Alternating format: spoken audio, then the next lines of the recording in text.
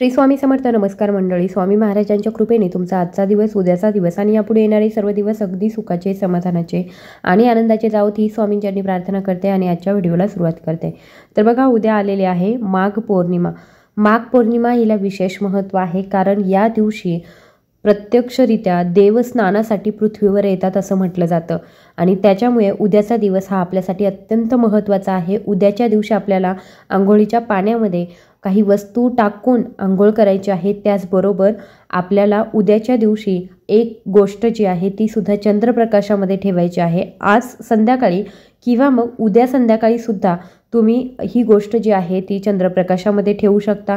ती कोणत्या पद्धतीने ठेवायची, काय वस्तू आहे आणि तिचा काय लाभ होणार आहे, ही सर्व माहिती तुम्हाला या व्हिडिओमध्ये बघायला मिळणार आहे. त्यामुळे व्हिडिओ अगदी शेवटपर्यंत बघत राहा. आवडला तर जास्तीत जास्त लोकांपर्यंत शेअर करा. माझा आवाज पहिल्यांदाच ऐकत असाल तर चॅनलला सबस्क्राईब करा. सर्वात महत्त्वाचं, माघ पौर्णिमेला देवस्नानासाठी पृथ्वीवर येतात. माघ पौर्णिमेच्या दिवशी पवित्र नद्यांमध्ये स्नान करण्याला विशेष महत्त्व असतं. त्याचप्रमाणे पौर्णिमेच्या दिवशी दानालाही अधिक महत्त्व असतं. या दिवशी देवी देवतांचा पृथ्वीवर वास असतो आणि प्रत्यक्षरित्या देव पृथ्वीवरती येत असतात. त्याच्यामुळे उद्याची जी पौर्णिमा आहे ती अतिशय महत्त्वाची आहे. तर उद्या सकाळी जेव्हा तुम्ही उठाल तर बघा, तेव्हा आपल्याला आंघोळीच्या पाण्यामध्ये गंगाजल मिश्रित करायचं आहे. जर तुम्हाला गंगेवरती जाऊन स्नान करणं शक्य असेल तर अतिशय उत्तम, परंतु हे प्रत्येकाला शक्य नाही. त्याच्यामुळे थोडंसं गंगाजल जे आहे त्या आंघोळीच्या पाण्यामध्ये टाकून तुम्ही आंघोळ करायची आहे. हळद टाकू शकता, जी भगवान विष्णूंना अत्यंत प्रिय आहे, किंवा मग तुमच्याकडे जर पंचगव्य असेल तर ते टाकून तुम्ही आंघोळ करू शकता. कारण या सर्व गोष्टी ज्या आहेत त्या सर्व गोष्टी आपले ग्रह जे आहेत ते स्थिर राहण्यास किंवा चांगला प्रभाव देण्यासाठी खूप फायदेशीर ठरत असतात. त्याच्यामुळे रोज तुम्ही असे काही उपाय आहेत तर ते करू शकता. हा जो पौर्णिमेचा दिवस असतो तो अतिशय महत्त्वाचा असतो. देवी देवता प्रत्यक्षरित्या पृथ्वीवरती येणार आणि आपल्याला आशीर्वाद देणार म्हटल्यानंतर आपण त्या दिवशी तर या गोष्टी ज्या आहेत त्या करू शकतो. नक्कीच आपल्याला आंघोळीच्या पाण्यामध्ये गंगाजल म्हणा, हळद म्हणा किंवा मग पंचगव्य म्हणा टाकून आंघोळ करायची आहे. त्याच्यानंतर आपल्या देवघरातील देवांची स्वच्छ पूजा करायची आहे. भगवान विष्णू, माता लक्ष्मी यांची जेवढी जमेल तेवढी उद्याच्या दिवशी सेवा करण्याचा प्रयत्न करा. उद्याचा दिवस अत्यंत महत्त्वाचा आहे आणि पौर्णिमा जी असते तर त्या दिवशी चंद्र सगळ्या कलांनी आपल्याला दिसत असतो आणि त्याच्यामुळे चंद्रप्रकाशाला सुद्धा विशेष महत्त्व असतं. तर उद्याच्या दिवशी आपल्याला काय करायचं आहे, चंद्रप्रकाश जर तुमच्या घरामध्ये येत असेल तर अतिशय उत्तम गोष्ट आहे. उद्याच्या दिवशी आपण घरामध्ये खीर बनवायची आहे. तुम्ही तांदळाची खीर बनवू शकता, कोणत्याही प्रकारची शेवयांची खीर बनवू शकता किंवा मग मखाण्याची खीरसुद्धा बनवू शकता. मखाण्यांची खीरसुद्धा माता लक्ष्मीला अत्यंत प्रिय असते.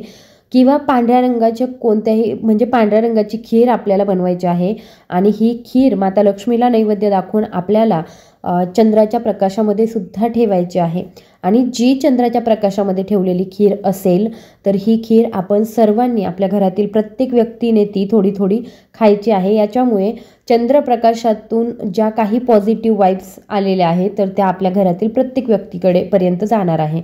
आता तुमच्या घरामध्ये चंद्रप्रकाश जर येत असेल तर अतिशय उत्तम. ज्या ठिकाणी तुमच्या घरामध्ये चंद्रप्रकाश येतो त्या ठिकाणी जाऊन तुम्ही उभं राहू शकता. कारण असं म्हटलं जातं की पौर्णिमेच्या दिवशी जो चंद्रप्रकाश असतो त्याच्यामध्ये खूप साऱ्या पॉझिटिव्ह सकारात्मक ऊर्जा असतात आणि या जर आपल्याला मिळाल्या तर आपलं मानसिक स्थिरता नसते. काहींचं डोकं जे आहे ते कधीच शांत नसतं. मानसिकरित्या ते खूप विचार करत असतात किंवा मानसिकदृष्ट्या काहीतरी छोटासा मोठासा आजार असतो अशा व्यक्तींना. अशा व्यक्तींनी तर हा उपाय नक्की करायला पाहिजे. चंद्रप्रकाशामध्ये नक्की तुम्ही जायला पाहिजे. जर तुमच्या घरामध्ये चंद्रप्रकाश येत नसेल तर अशा वेळी तुम्ही रात्रीचं 10-15 मिनिटांवर करता का होईना, परंतु तो चंद्रप्रकाश आपल्याला मिळावा, आपल्या डोक्यावरती यावा, यासाठी तुम्ही बाहेर जाऊ शकता. तुमची गॅलरीत जर चंद्रप्रकाश येत असेल तर तिथं उभं राहा किंवा मग टेरेसवरती वगैरे जाऊन, परंतु चंद्रप्रकाश घेण्याचा नक्की प्रयत्न करा.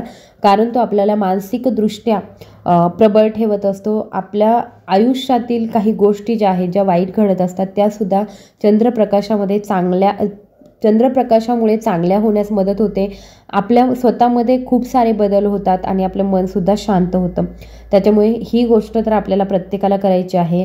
चंद्रदेवतेची आपल्याला पूजा करायची आहे. हळद कुंकू अक्षता वाहायच्या आहेत. त्याचबरोबर आपल्याला उद्याच्या दिवशी चंद्रप्रकाशामध्ये थोडेसे तांदूळ आपल्या घरातून घेऊन जायचे आहे आणि ते चंद्रप्रकाशामध्ये ठेवायचे आहे. जर तुमच्या खिडकीमध्ये चंद्रप्रकाश येत असेल तर ते तुम्ही तिथे ठेवू शकता आणि जर तसं नसेल तर तुम्ही हे तांदूळ तुम्हाला जिथे कुठे जागा भेटेल की तुम्ही चंद्रप्रकाशामध्ये रात्रीचे ठेवू शकता तर ते तांदूळ आपल्याला चंद्रप्रकाशामध्ये ठेवायचे आहे. दुसऱ्या दिवशी सकाळी उठायचं आहे. आता हा उपाय जो आहे तो तुम्ही आज रात्री किंवा उद्या रात्रीसुद्धा करू शकता, कारण उदय तिथीनुसार तर उद्याच पौर्णिमा आहे, परंतु आज रात्रीचीच म्हणजे 3 वाजल्यानंतरच आज पौर्णिमा सुरू होते, तर आज केलं तरीही हरकत नाही. थोडेसे वाटीमध्ये तांदूळ घेऊन ते चंद्रप्रकाशामध्ये ठेवायचे. दुसऱ्या दिवशी आपल्याला पहाटे 4लाच उठून हे तांदूळ जे आहेत ते एका लाल पोटलीमध्ये बांधायचे. त्याच्याबरोबर हळकुंड बांधायचं आणि माता लक्ष्मीसमोर आपल्याला प्रार्थना करायची आहे की मी हा उपाय करत आहे, माझ्या घरामध्ये धनधान्याने माझं घर संपूर्ण भरून जाऊ दे, संपत्ती येऊ दे, पैशांसंबंधी काही अडचणी असतील तर त्या दूर होऊ देत, कर्ज असेल तर ते कमी होऊ दे, कर्ज फिटू दे, अशी जी काही तुमची मनातील इच्छा असेल ती माता लक्ष्मीसमोर बोलायची आहे आणि असे तांदूळ पोटलीमध्ये आपल्याला आपल्या तिजोरीमध्ये ठेवून द्यायचे आहेत.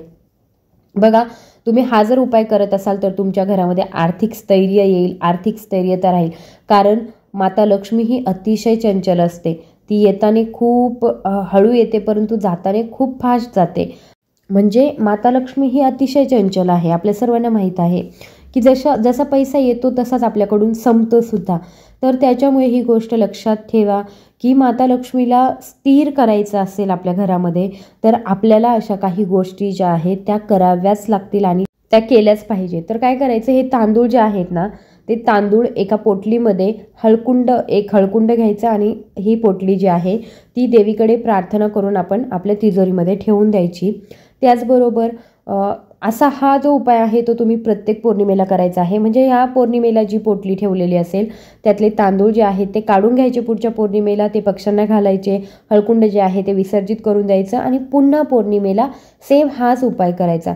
जर तुम्ही हा उपाय करत राहिलात ना तर तुमच्या घरामध्ये नक्कीच आर्थिक स्थैर्य निर्माण होईल, माता लक्ष्मी तुमच्या घरामध्ये स्थिर होईल आणि त्याचबरोबर सेवासुद्धा करायच्या आहेत. तुम्हाला अगोदरच्या व्हिडिओमध्ये सुद्धा काही सेवा सांगितलेल्या आहेत.